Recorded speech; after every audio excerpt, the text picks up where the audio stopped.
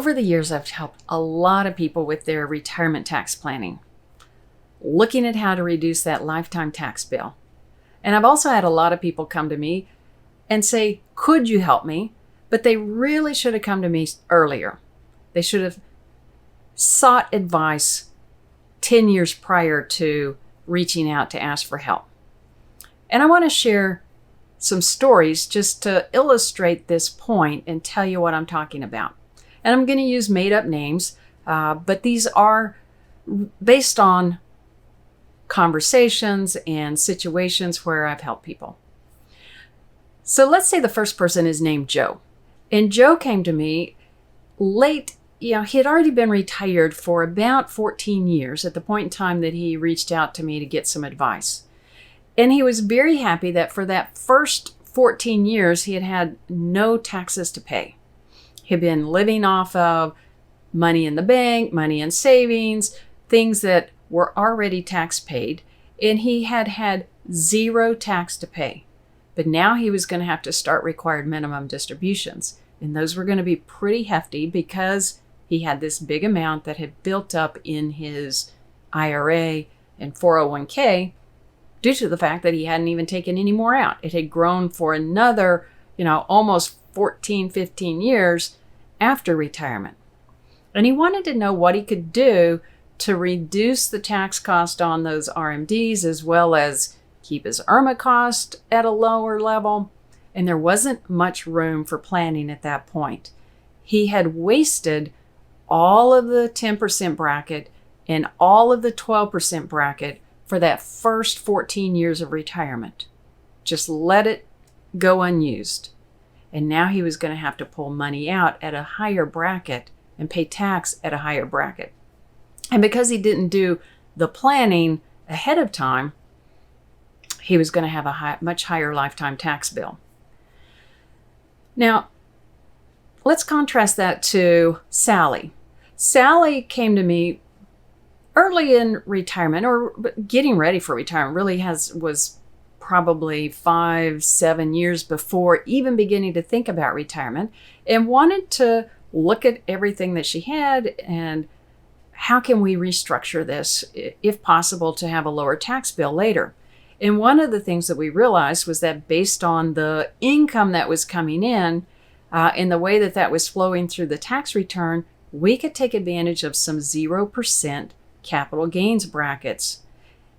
And so we very strategically looked at how much of the existing stock could we sell and repurchase to step up the basis and take advantage of that 0% capital gains bracket.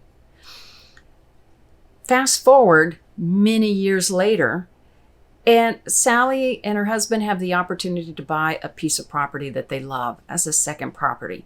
And we were able to sell those stocks with that stepped up basis with very small tax costs and use the proceeds to buy this property. Now, if we hadn't taken the time to do all of that planning along the way, then to sell the stock all in 1 year this year would have generated a capital gains bill. And their income is now different. So they wouldn't have had the advantage of the 0% bracket the way that they did previously. So this put them in a position to be able to buy that property without a big tax cost. Now, they didn't know they were going to find this property, but we knew at the time that it was going to put them in a better place in retirement. And we never want to let any opportunity to reduce that lifetime tax bill go wasted.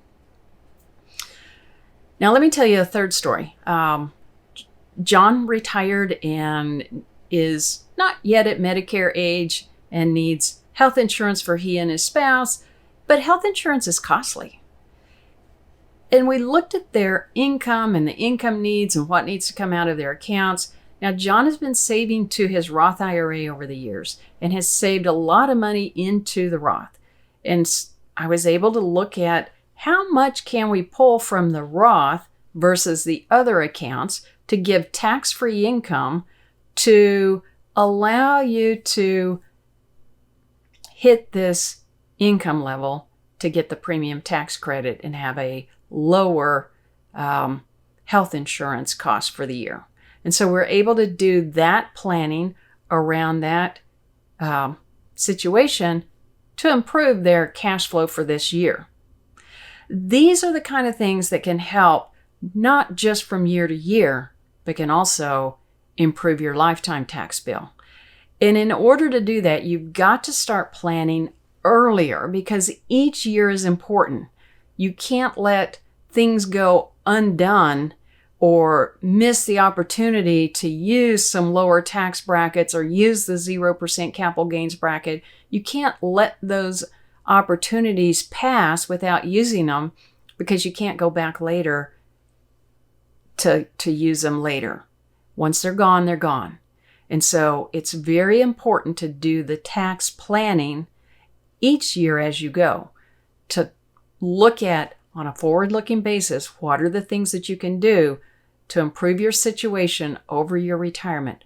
What actions should you take this year? What actions should you take next year? How can you make sure that you're blending the tax planning with the income planning, the investment planning, the legacy planning, all of the different things to put you on the best path for your retirement? That's what a good financial advisor will help you with.